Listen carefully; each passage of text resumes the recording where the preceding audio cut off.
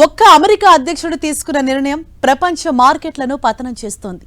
దీనికి మన స్టాక్ మార్కెట్లు మినహాయింపు కాదు. మన స్టాక్ మార్కెట్లు కూడా భారీగా పతనమయ్యాయి. అయితే సాధారణంగా స్టాక్ మార్కెట్లు పతనమైనప్పుడు బంగారం పెరగటము లేకపోతే బిట్కాయిన్ వంటి క్రిప్టో కరెన్సీలైనా రేట్లు పెరుగుతాయి. కానీ ట్రంప్ మహాశయుడు కొట్టిన టారిఫ్ దెబ్బతో అన్ని రకాలుగా నష్టమే కలుగుతోంది. అదెలానో మీరే చూడండి.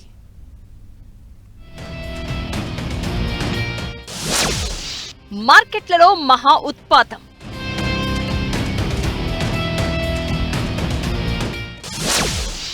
ఒక్క రోజులోనే 50 లక్షల కోట్లకి పైగా నష్టం.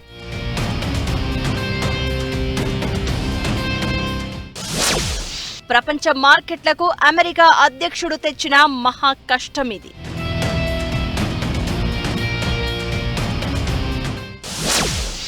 ఈక్విటీలు, క్రిప్టో కరెన్సీలు, బంగారం అన్నీ మటాష్. ఇండియన్ స్టాక్ మార్కెట్లు సోమవారం మహాపతనాన్ని చవిచూశాయి. ప్రపంచవ్యాప్తంగా అన్ని మార్కెట్లలో చోటు చేసుకున్న పతనమే మన దగ్గర విశ్వరూపం దాల్చడంతో దళాల్ స్ట్రీట్లో ఇన్వెస్టర్లకు కాళరాత్రులు కనిపించబోతున్నాయి. సోమవారం నాటి పతనంలో ఏకంగా 50 లక్షల కోట్ల నష్టం వాటిల్లగా ఈ పతనం నుంచి క్రిప్టో కరెన్సీ, బులియన్ మార్కెట్లు కూడా తప్పించుకోలేదు. సాధారణంగా ఒక ఇన్వెస్ట్మెంట్ మార్గంలో నష్టాలు వాటిల్లినప్పుడు మరొక పెట్టుబడుల సాధనాలు లాభపడతాయి. కానీ ఈసారి అన్ని రకాల పెట్టుబడుల సాధనాలు భారీగా నష్టపోయాయి.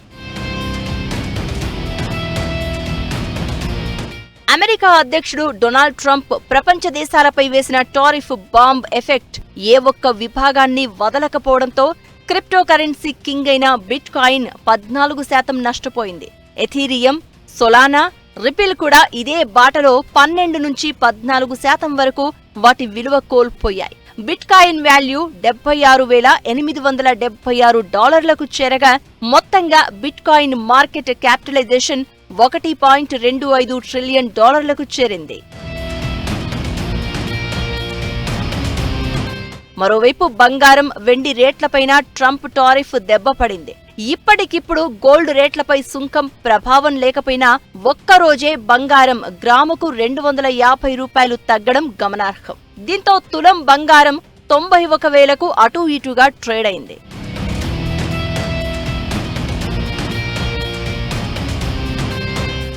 మన మార్కెట్లలో ఇలాంటి పతనాలు గతంలోనూ నమోదయ్యాయి. 1992లో హర్షద్ మెహతా స్కామ్ బయటపడినప్పుడు ఇలానే సెన్సెక్స్ భారీగా క్రాష్ అయింది. ఏప్రిల్ 28, 1992న సెన్సెక్స్ 570 పాయింట్లను నష్టపోయింది. అప్పటికి అది 12.7% నష్టంతో సమానం. ఆ తర్వాత స్టాక్ బ్రోకర్ కేతన్ ఫరెక్ స్కాండల్ బయటపడినప్పుడు అంటే 2001 మార్చి 2న 176 పాయింట్లు నష్టపోయింది. అది 4.13% నష్టంతో సమానం.